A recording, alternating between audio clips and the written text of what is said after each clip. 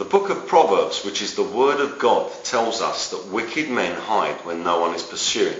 That basically means people who hide their face, hide themselves and do things to other people in secret so that they can't get found out. Now the Lord has told us that the wicked are scared to come out into the light for fear that their deeds will be exposed. And of course then they will be punished, so they hide.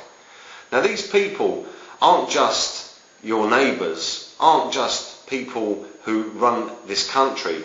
It's all over the place. It's around 20% of the world's population are like this. They are either Tares or they are Freemasons.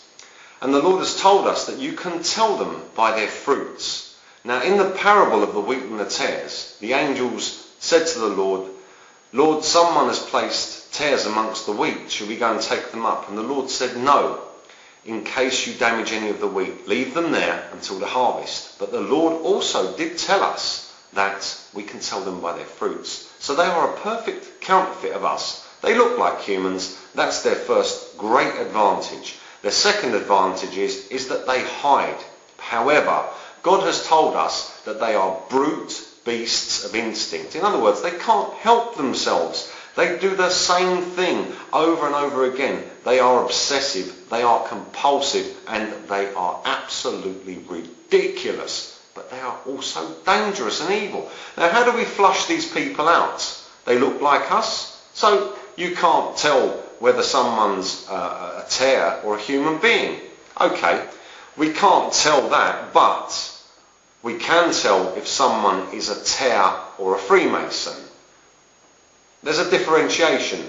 You as a normal human being are just a normal human being that God made. You're his prized possession, his masterpiece. These creatures are an abomination. And we have traitors on this earth called Freemasons, who are basically the tares' bitches. They do whatever they say, and they believe that by doing so they will one day become gods. How ridiculous.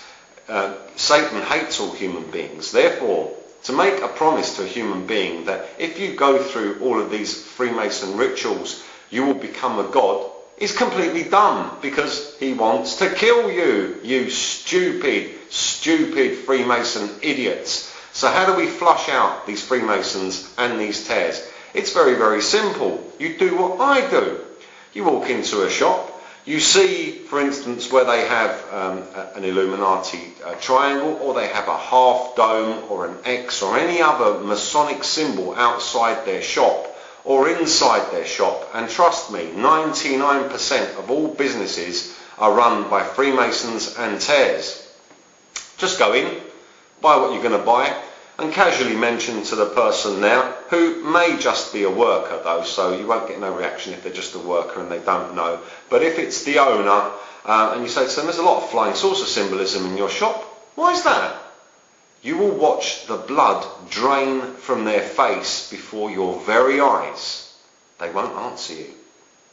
Their eyes will look to the ground. They'll look this way and that way and look at the ground, and but they won't look at you, other than perhaps to stare in disbelief that someone has actually realised what it is that they're up to and who perhaps they are. So you can do this just about anywhere that you go, anywhere that you see any of the symbols which are used by Freemasons. If you walk in and talk about flying saucers, they will have a heart attack on the spot, because they are forbidden from speaking about UFOs. They're not allowed to. They've made a vow. UFOs don't exist. Shh. Go in and ask them. Why are all these flying disc symbols in your shop or outside your shop? Why is it that all the shops around here and all the businesses around here have got winged disc and pyramid symbols on them pertaining to flying saucers? Like I said, you will watch the blood drain from their face, and there you have it. You found yourself either a Freemason or a tare. Which they are, I do not know, and you do not know. But you will know this: where you do not go and give your money ever again, because all of them consider money to be power. So you take their power away from them. Don't give them your money.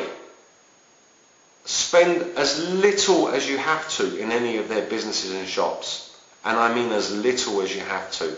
Other than that, deny it to them. Don't give them the power. Well, money, they call money power. They're going to find out what power is when Jesus Christ comes back, that's for sure. But that's an experiment that you can try for yourselves. Shops, businesses, whatever. Look for the winged disc symbols and the triangle symbols outside. And when you go in, happen to mention, how comes you've got all these flying saucer symbols in your shop?